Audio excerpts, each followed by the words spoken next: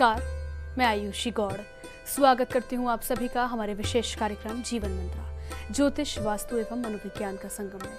यदि आप अपने जीवन में तनावग्रस्त हैं, आपकी समस्याओं का समाधान नहीं हो पा रहा है और हर तरफ से निराशा एवं दुर्भाग्य आपका पीछा कर रहा है, तो अब समय आ गया है दर्शकों परिवर्तन का। मिलिए हमारे विश्व प्रसिद्ध ज्योतिषाचार्य, वास्तु गुरु एवं मनोवैज्ञानिक मार्गदर्शक डॉक्टर कृष्णकांत लवानिया जी से, जिनकी ज्योतिष और वास्तु में विश्व में 23वीं रैंक है, जिन्होंने 20 से अधिक राज्यों के राजभवनों की वास्तु की है और उत्तर प्रदेश के राज ज्योतिषी भी हैं। ये जंतु विज्ञान, ज्योतिष शास्त्र एवं मनोविज्ञान विषय में PhD की उपाधि प्राप्त है। इनका अनुभव ज्योतिष एवं वास्तु के क्षेत्र में 23 वर्षों का है। उनके पास है आपके जीवन से जुड़ी हर समस्या का समाधान। उनके ज्योतिषीय एवं मनोवैज्ञानिक परामर्श से अपने जीवन के हर पहलू का संतुलन प्राप्त करें। दर्शकों, डॉक्टर लवानिया न केवल ज्योतिष और वास्तु में अपनी विशिष्टता के लिए जाने जाते हैं, बल्कि ये मनोविज्ञान के क्षेत्र में भी एक अग्रणी हस्ती के रूप में स्थापित हैं। उनकी मनोवैज्ञानिक अंतर्दृष्टि और परामर्श ने असंख्य लोगों के जीवन में सकारात्मक बदलाव किए हैं। यह सम्मानित व्यक्ति RCI से मान्यता प्राप्त मनोवैज्ञानिक भी है, जो उनके 23 वर्षों से अधिक व्यापक अनुभव और कौशल का प्रमाण है। डॉक्टर लवानिया की विद्वता और अनुभव ने उन्हें अपने क्षेत्र में एक ऐसी प्रामाणिक शक्ति बना दिया है, जिसकी गूंज न केवल भारत में बल्कि पूरे अंतर्राष्ट्रीय स्तर पर भी सुनाई देती है। गुरुजी, आपका बहुत बहुत स्वागत है हमारे खास प्रोग्राम में। धन्यवाद आयुषी जी। दर्शकों, आप सभी का स्वागत है। आप सभी को जय श्री श्याम। दर्शकों, आज के कार्यक्रम का हमारा जो विषय है वो हमारे नाम पर ही आधारित है। जो हमारे कार्यक्रम का नाम है, हमारे शो का नाम है जीवन मंत्र, ज्योतिष, वास्तु एवं मनोविज्ञान का संगम, और यही कार्यक्रम का विषय है। चलिए गुरुजी से जानते हैं। गुरुजी, ज्योतिष, वास्तु एवं मनोविज्ञान का संगम जो है क्या है और इसका समन्वय क्या है? देखिए, भारतीय संस्कृति में ज्योतिष, वास्तु शास्त्र और मनोविज्ञान का गहरा महत्व है। ये तीनों ही क्षेत्र जीवन के भौतिक, मानसिक और आध्यात्मिक पहलुओं को संतुलित करने में महत्वपूर्ण भूमिका निभाते हैं। शास्त्रों में इन तीनों के बीच के संबंध को विशेष महत्व दिया गया है, जबकि आधुनिक विज्ञान भी धीरे धीरे इनके प्रभाव और महत्व को स्वीकार रहा है। उसके माध्यम से हम ये चैनल के माध्यम से बताना चाहते हैं कि ज्योतिष, वास्तु और मनोविज्ञान का समन्वय शास्त्रगत और वैज्ञानिक दृष्टिकोण से भी आवश्यक है। यह समन्वय जीवन को कैसे संतुलित करता है, कैसे समृद्ध बनाता है और कैसे शांतिपूर्ण बनाए रख सकता है, इसके बारे में हम आपको इस प्रोग्राम के माध्यम से बता रहे हैं। गुरुजी, अगर मैं सबसे पहले बात करूं ज्योतिष की, ज्योतिष क्या है, इसका शास्त्रगत और वैज्ञानिक दृष्टिकोण क्या है?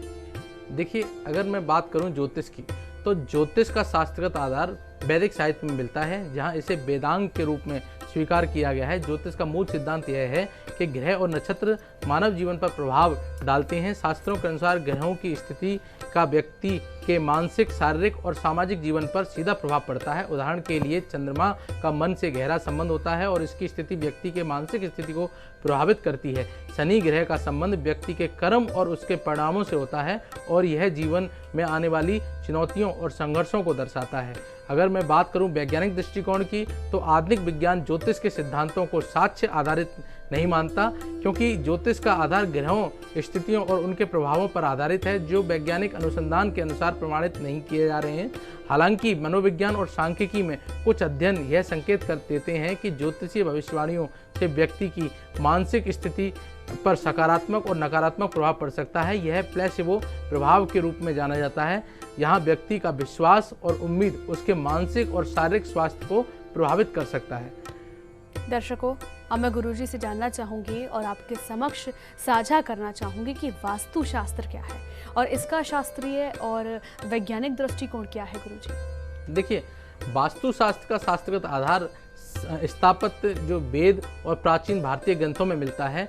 वास्तु शास्त्र दिशाओं, स्थानों और ऊर्जा के प्रभाव का विज्ञान है, जो यह मानता है कि किसी स्थान की दिशा और निर्माण व्यक्ति के जीवन पर सीधा प्रभाव डालते हैं। शास्त्रों के अनुसार सही दिशा और स्थान का चयन करने से व्यक्ति के जीवन में सकारात्मक ऊर्जा का संचार होता है, जिससे स्वास्थ्य, समृद्धि और मानसिक शांति प्राप्त होती है। उदाहरण के लिए, उत्तर पूर्व दिशा को वास्तु में अत्यधिक शुभ माना गया है, क्योंकि यह जल तत्व और मानसिक शांति का प्रतीक माना गया है। वैज्ञानिक दृष्टिकोण की अगर बात करें, तो आधुनिक विज्ञान वास्तुशास्त्र को एक वैज्ञानिक अनुशासन के रूप में एक स्वीकार करने लगा है, लेकिन इसके कुछ सिद्धांत आधुनिक वास्तु कला और डिजाइन में मतलब थोड़ी विरोधाभास पैदा करते हैं। उदाहरण के लिए अगर मैं बात करूं तो प्राकृतिक प्रकाश और वेंटिलेशन का महत्व अगर हम बात करें तो जो वास्तु शास्त्र में प्रमुख रूप से बताया गया है, आधुनिक वास्तु कला में भी यह महत्वपूर्ण है।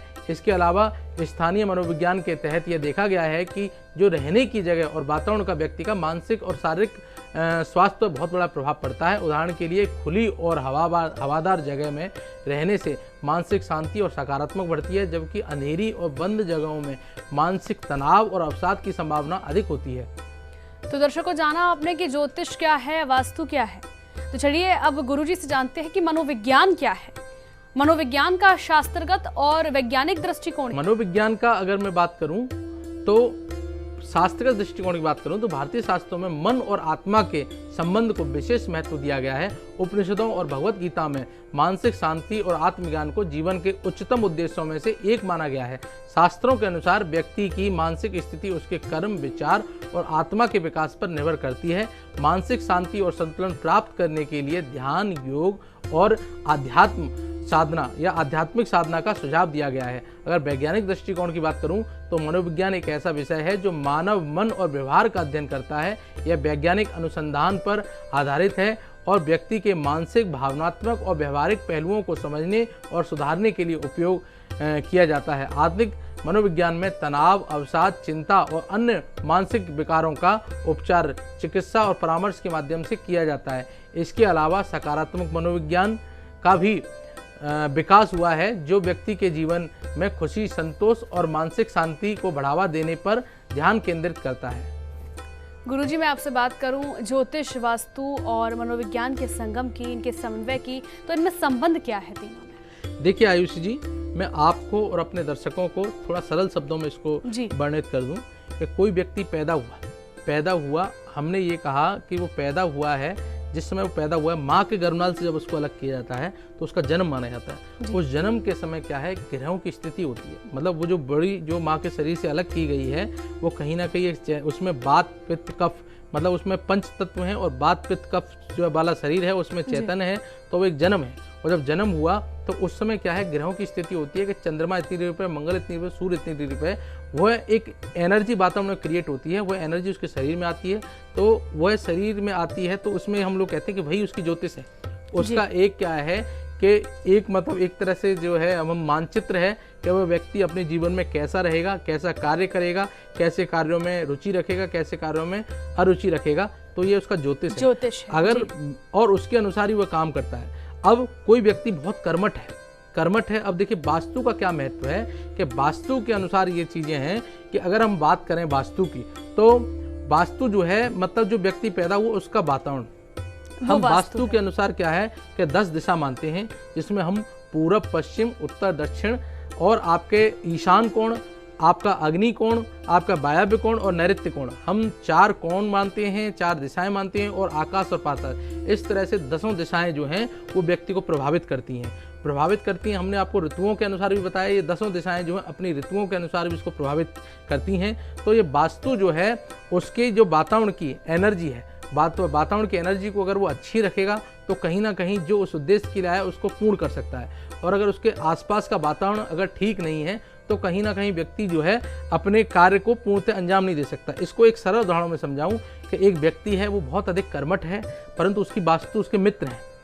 उसके मित्र जो हैं अगर वो नकारात्मक सोच के हैं तो कहीं ना कहीं वह व्यक्ति भी नकारात्मक हो जाएगा। उसकी ज्योतिष कितनी भी अच्छी क्यों ना हो, अगर वो व्यक्ति कर्म करने के लिए अगर कोई उसको रोक देगा तो वह आदमी कर्म नहीं कर पाएगा। इसका मतलब यह है कि कर्म करना मतलब आप जो है, आपकी ज्योतिष जो है आपको कोई ना कोई कर्म जो है वो निर्धारित करके भेजती है। आपका जन्म जब हुआ है तो आपको कोई ना कोई कर्म निर्धारित किया गया है। आपकी वास्तु जो है उस कर्म को द्वारा लक्ष्य को प्राप्त करने में सहायक होती है। जिस प्रकार मैंने बात की कि अगर जब मित्र अगर नकारात्मक होंगे तो व्यक्ति अपने लक्ष्य से भटक जाएगा। ऐसे ही आपके जो आसपास का वातावरण खराब होगा, आपकी जो वास्तु है, घर की वास्तु, आपके समाज की वास्तु आप अगर खराब करेंगे तो कहीं ना कहीं जो आपकी ज्योतिष है वह भी आपकी खराब हो जाएगी। जी।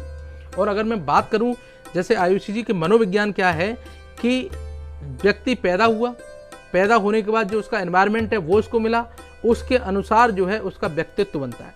व्यक्तित्व कैसे है, अगर मेरी बहन आयुषी जी मैं अगर आपको बताऊं कि आप जो हैं जब पैदा हुई, जब माँ के गर्भनाल से आपको अलग किया गया, तो आप अगर अपनी माताजी से पूछेंगी तो केवल आप रोना खाना हंसना जानती थी।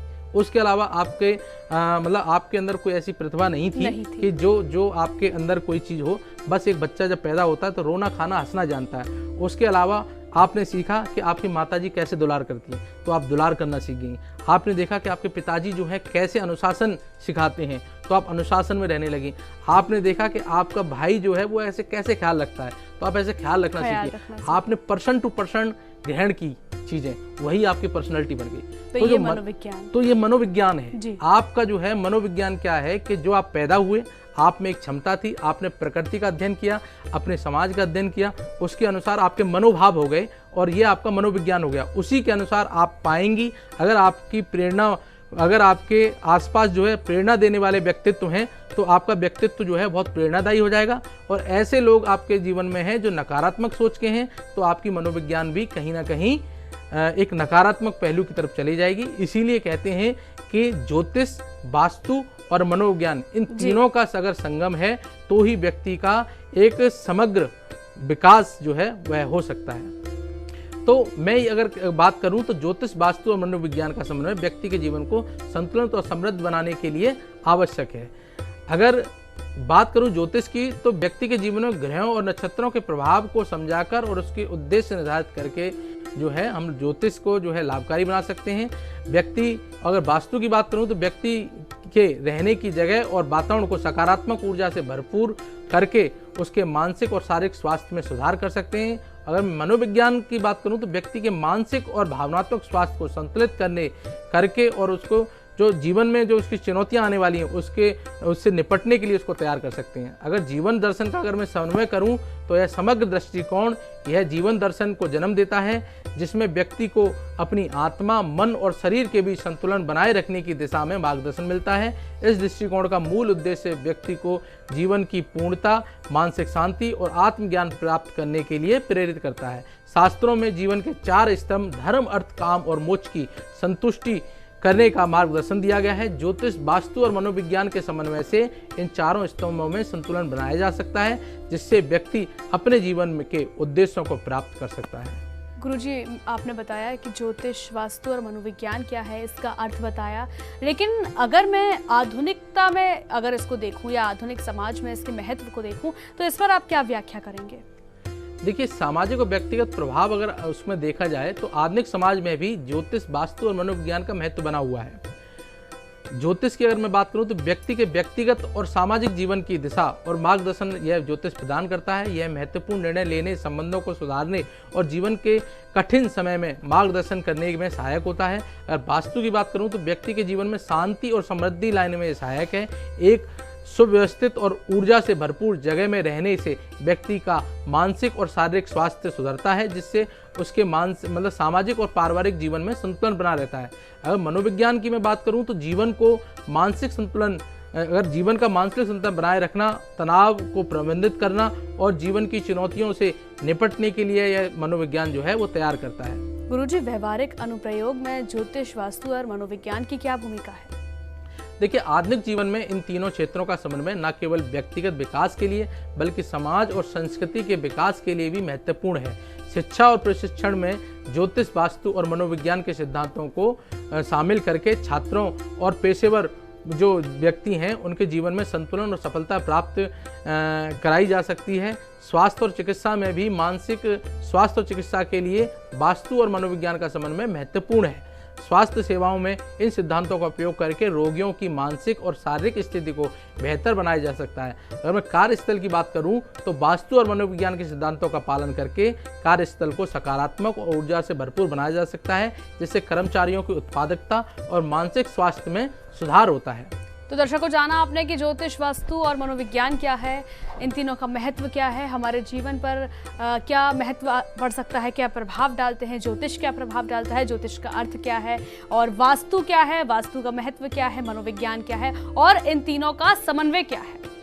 गुरुजी, अगर मैं बात करूं निष्कर्ष की, इस पूरे कार्यक्रम के सार की, इस पर आप क्या कहेंगे? देखिए, निष्कर्ष दर्शकों, मैं अगर बात करूं तो ज्योतिष, वास्तु और मनोविज्ञान का समन्वय एक समग्र दृष्टिकोण प्रदान करता है, जो व्यक्ति के जीवन में संतुलित या समृद्ध और शांति पूर्ण जो वातावरण है उसको बनाने में सहायक करते हैं। शास्त्रों में इन तीनों क्षेत्रों के महत्व और उनके समन्वय का उल्लेख किया गया है, जो जीवन के 4 स्तंभों जैसे धर्म, अर्थ, काम, मोक्ष में संतुलन लाने के लिए आवश्यक है। आधुनिक विज्ञान में इन सिद्धांतों के कुछ पहलुओं को स्वीकार किया गया है और उनके सकारात्मक प्रभावों को मान्यता दी गई है। जीवन के भौतिक, मानसिक और आध्यात्मिक पहलुओं को संतुलित और समृद्ध बनाने के लिए इन तीनों क्षेत्रों का समन्वय अत्यंत महत्वपूर्ण है। इस समग्र दृष्टिकोण से उत्पन्न जीवन दर्शन व्यक्ति को आत्मज्ञान, संतुलन और जीवन की गहराइयों को समझने में सहायता करता है, जो अंत में उसे संतुलित, स्वस्थ और समृद्ध जीवन जीने के लिए प्रेरित करता है। तो दर्शकों, आज हमें गुरुजी ने अनुभव कराया कि ज्योतिष क्या है, वास्तु क्या है और मनोविज्ञान क्या है, इनका समन्वय क्यों किया जाता है, क्यों ज़रूरी है, और साथ ही साथ हमें बताया कि इसका गहन विश्लेषण क्या है। गुरुजी, आपका बहुत बहुत धन्यवाद इस समस्त जानकारी के लिए। धन्यवाद आयुषी जी। दर्शकों, मैं आपको बस इस कार्यक्रम के माध्यम से मेरा बताना इतना था कि देखिए, ज्योतिष जो है अगर आप इसको अपने जीवन में अपनाएं तो ज्योतिष जो है वो आपकी ऊर्जा है, वास्तु जो है आपके वातावरण की ऊर्जा है, और अगर मनोविज्ञान की बात करूं तो जो आपके वातावरण और आपकी ऊर्जा के अनुसार जो आपके लक्ष्य हैं वो मनोविज्ञान निर्धारित करती है। कहीं ना कहीं आपका जो सेल्फ जो मोटिवेशन है वही आपको कर्म करने का मार्ग प्रशस्त करता है। इसीलिए आप जो हैं ज्योतिष, वास्तु और मनोविज्ञान, इन तीनों का अपने जीवन में समन्वय करें और अपने जीवन में धर्म, अर्थ, काम, मोक्ष इनको बेहतर तरीके से प्राप्त करें। अगर आप ज्योतिष का प्रयोग करते हैं, वास्तु का नहीं करते हैं तो भी बेकार है।